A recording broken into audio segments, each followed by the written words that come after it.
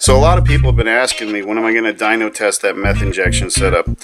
Well, the holdup has been, I'm in the middle of the world's longest header install. What makes it the world's longest header install? Well, I picked up a set of used Cook's long tubes, and they are very well made. They're mild steel, which, you know, the price was right. They're used, and they have a lot of dents in them, frankly. You can see on this tube right here, there's a nice little divot right there. Oh, let me stop right here before we go any further. Please don't point out that Engine Masters test where they tested header dents. I have a certain amount of OCD and I need things to look halfway decent. So even though a dent like this, while it's not particularly deep, probably will not make a difference in horsepower, I still want to fix it just because I'm me. Anyway, but that's not the worst on this tube. On this tube, you have this beauty. I think this one actually happened in shipping. This one also had apparently a little bit of a wheel stand issue, which I've already straightened out. And I've already done one tube, done the collectors, at least to a certain extent. And you ask, well, how did you do it? Well, there's a couple of ways to do it, obviously. If you have a set of headers that don't have slip-on collectors, it's a little bit easier to just, you know, cut a tube, weld a new tube in. Here I don't have that luxury because I'm fitting everything basically from scratch. I want these to fit perfectly because if I'm going to upgrade from the shorties, it's going to be an upgrade from the shorties. So I had to come up with a cool little tool to straighten this stuff. Like, for example, how would you straighten this? Well, you could cut it, and then get a bend and put it in and, you know, do all that happy stuff. But I thought about it a little bit, and I came up with the Alex Header Beater Router. Thar she blows. This whole thing is made from scraps I had kicking around here. There's a heavy-duty pivot back there in the back. This part slips into the tube here. It's got sort of a, let's see if I can get this in the frame. It's got sort of a nice rounded ball peen hammer head type of thing. This is all, like I said, made from scraps. This is Schedule 40 pipe. This is 3/4 inch steel. I just happen to have a whole bunch of this stuff kicking around. You know, I went kind of nuts with the welds because I want this to be durable. And if you look, this is not exactly straight, and that's done for a reason, because when you're beating out a dent, this will straighten it, just the action of it being higher. And then, of course, there's a buck right here, and it's just a piece of 2x4 scrap I had kicking around. You can tell I've already put this thing to some use, and I've learned a bunch of stuff about it. One, the buck does tend to wear out as you beat a header down. So, you know, I'll go in periodically and just kind of sand a new divot, if you will, for this thing to land in. You know, wood is kind of a joke after you've been dealing with metal for a while. So that takes about 3 seconds. But anyway, it works out extremely well. So what I'm going to do is I'm going to show you guys how this thing works and, you know, basically how it's made. There's not much to say how it's made. This is really just a pivot. It's pretty straightforward. I'll show you how I use this thing, which is in the undignified form of sitting on the floor of my garage, because I do not have a workbench that is robust enough to deal with this thing constantly getting beaten on. So anyway, let's go back to the header tube. So looking at this, I could probably fix this header tube entirely with just 2 cuts. One would be right about here, so I can access this dent and take it out. And the other one, well, this actually has a little dent here too, and here as well. So I'll probably cut this one right here. So without further ado, let me go ahead, and I'm sure you don't want to watch me wire brush tubing and use acetone to get rid of whatever this VHT paint is that's on here. Cut this out, and I'm also going to talk a little bit about things that I've personally learned about welding headers and thin gauge sheet metal in this process. In fact, let me show you a tube that I've already done. So here's a tube I've already done, right? So this looks pretty decent, and you can tell it's not quite, you know, 100% perfect, but it's pretty good, because this tube in particular was horribly beaten down on this side. This was dented in by a good, I don't know, 3/8 of an inch. The steel was kind of beaten up. But where this header tube actually goes, this runs by the starter. So it's, you know, it'll never be seen, so I'm not that worried about it not being 100% perfect. But even so, once this is all painted out and, you know, smoothed down, it's going to be real hard to tell anyway. These are my actual welds here. Let me see if I can get this thing to focus close. So this is my weld.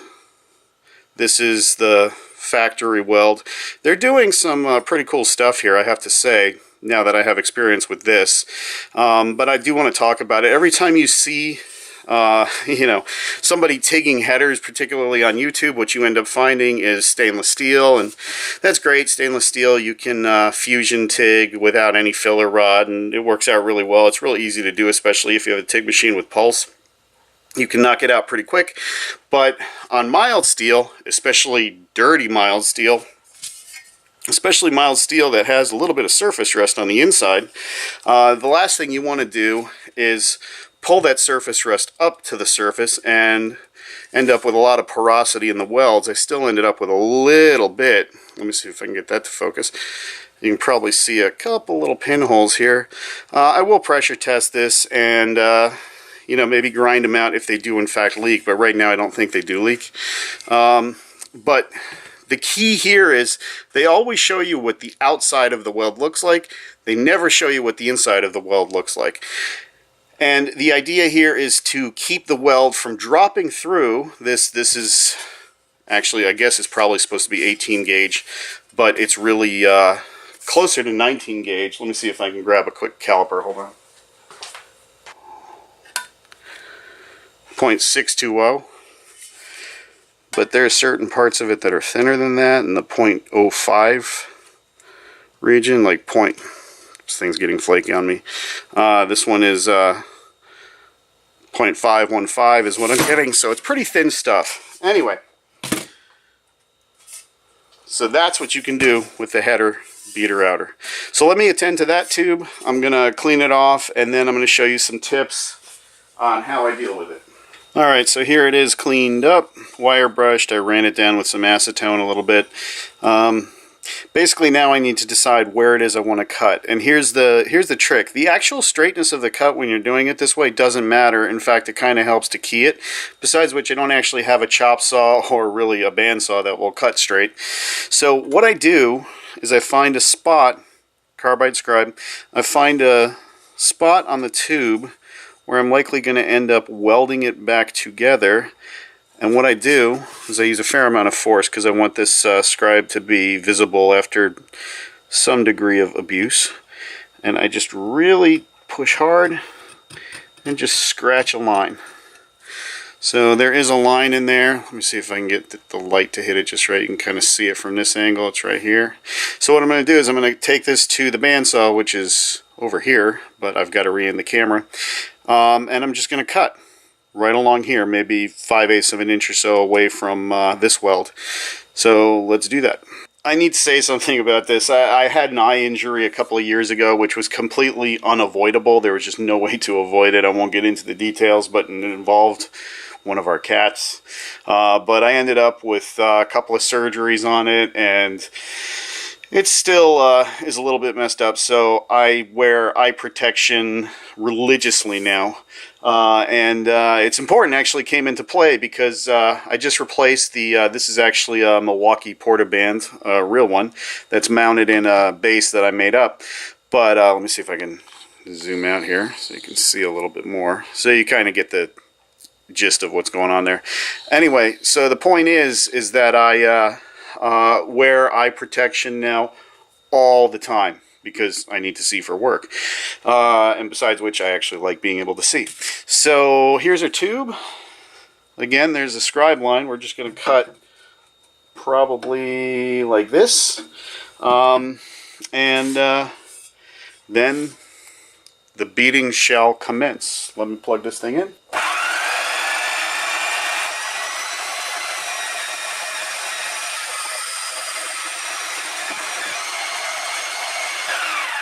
So here's the point of that whole eye safety thing. I bought some new replacement guides for this thing, but I noticed like this clicking sound, and I didn't really think much of it. What it turned out was the bandsaw blade was broken because the guides were worn out. So it made this clicking sound, and thankfully I was wearing eye protection because I took a bandsaw blade to the face. It kind of hit me flat, but it hit me flat right across my forehead, eye, and cheek, I guess. If it wasn't for the safety glasses, I probably wouldn't be shooting this video right now. So that's important. Just keep that in mind, you know. Be safe out there, kids. So here's the end, by the way. See if we can get it to focus. And it ain't out. There we go. So here's the end. So I'm just going to clean this up. We have our scribe, which we cut right through the scribe mark here. Okay, and then now we know exactly the orientation to weld this thing back together. And obviously that's off a little bit. And I developed a trick for that too, which I'll share later when we get to that. But now let's go back to the beatings. Alright, so here we are. The beater is set up on the floor. This is my welding ground cable. I used 2 sandbags, 2 shop bags on either side to keep this thing from bouncing all over the place while we are beating the tube. There's the dent. So now all you really do, it's pretty straightforward, is you can feel it through. You can actually, this one is bad enough where you can easily tell where the high spot is. And I wear a glove because I got one of the worst blisters ever from doing this without a glove. And this is the process.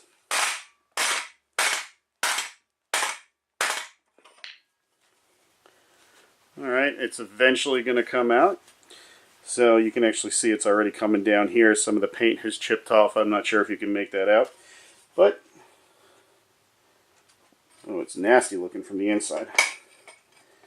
So let's just find the hump and start the beating.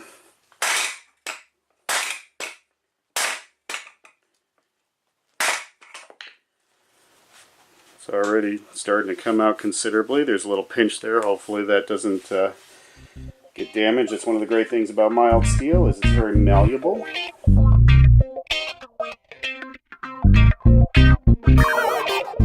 After about 20 minutes of hammer work, this is where we ended up. You can still see the crease itself. I suppose you could take a DA or a roll-lock disc or something and grind it totally smooth. It would disappear completely. I mean, you can kind of catch your fingernail in there, but it's not much. I actually wire wheeled this so I could see it a little bit better. But it turned out really well, obviously. Of course, where this is, I don't so much care because this is right next to the starter. And the fit up, of course, hasn't changed. It's still pretty much perfect. And I'm going to take you to the welding table now and give you my tips for whatever they're worth. I mean, I've only been TIG welding for a few years at this point, so you know, certainly watch a more experienced welder like Jody if you actually want to know how to weld. I'm not going to teach you that because I'm not qualified, but I'll show you how I do it and minimize intrusion into the tubing. Here's the setup ready for welding.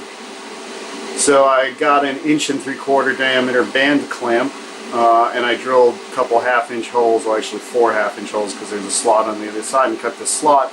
One of the things I found out with the other tube was that I was spending an awful lot of time trying to get everything perfectly aligned, and this allows me to do it. Plus, I'm also wearing these under the welding helmet. Yep, I've hit that age where if I want to see something really up close and personal, I need those things. So the other thing that I'm doing, my TIG is set to 55 amps or so, and I use MIG wire as filler wire because anything thicker, and by the time you melt it and get enough heat in there, it drops in. You want to keep the weld on top. You don't want to get the too much intrusion into the tube on the other side. So that's about all the tips I've got as far as welding goes. So let's give this a shot and see what happens.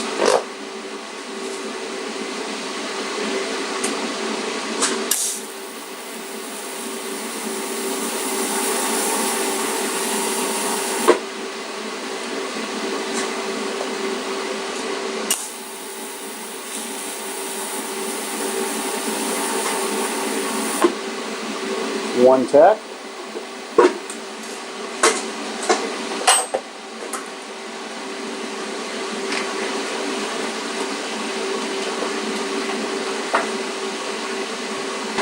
Another tack.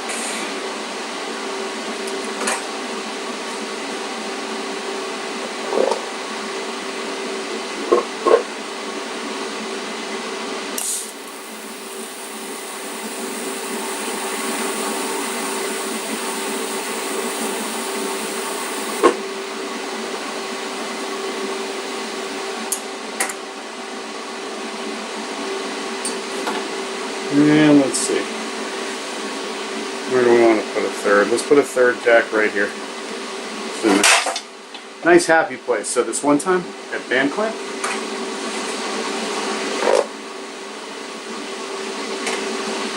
Go right here.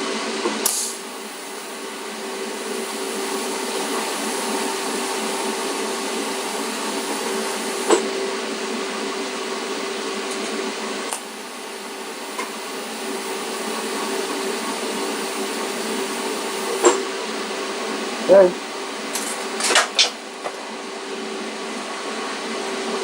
Three tacks and it should be good to go.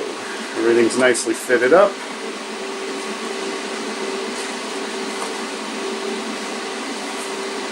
One thing I did forget, of course, is a box wrench. So take that off so you can go grab one.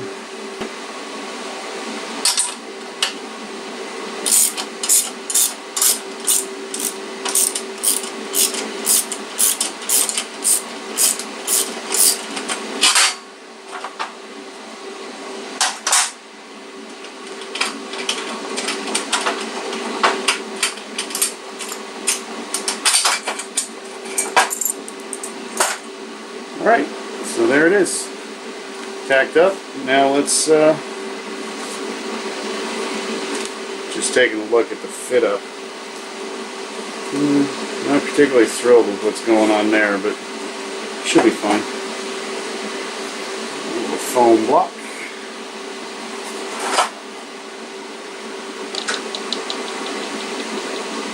So I was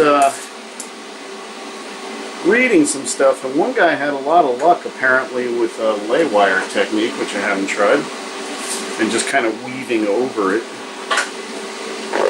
Give that a shot.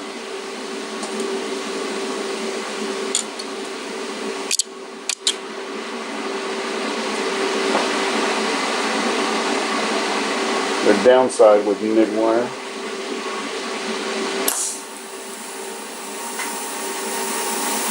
Yeah, no, I'm not liking that at all.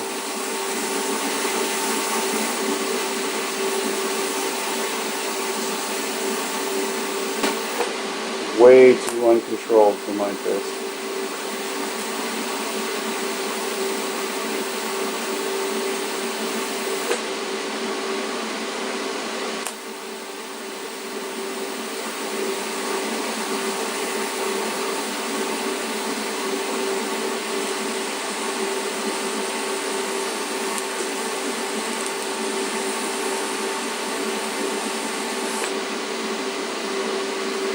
Go all the way around and that'll be it. I'll come back when it's done.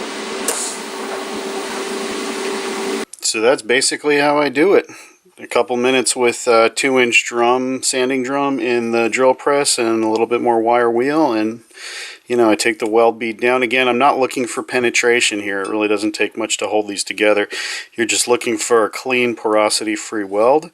This is where the ugly crease was. You can still see the remnants of the crease, but you know, as I said earlier, you could take a roll lock disc or something and get rid of that, but I don't really care because of where this is. But as you can tell, it's a nice round tube. In fact, geometry-wise, the worst part about it is where they made the bend. Did the geometry of the tube change? I don't know. Sorry about the camera bounce. We have a cat jumping all over the workbench. Anyway, so yeah, that's basically it. And you know, will this technique work for you? Well, not in all cases. Anybody who's fixed headers knows there's a number of different techniques you have to use. Like here's a collector. The issue with this collector was, of course, that there was an extra O2 bung right here, which was actually hitting my transmission pan. So here I used the patch method, where I made a patch. I mentioned something earlier, and that's that you don't want penetration. So if you saw a really nice TIG bead, like these actually, the factory welds are really nice, and they must be using some kind of TIG process I'm not that familiar with, or just really low amperage and they know what I'm doing. I clearly don't. But I mentioned the penetration issue. Let me run and grab a flashlight and show you what this looks like on the backside, because I have not cleaned it out yet. Let's see if we can make this work. So, I don't know if you can see it way down in there.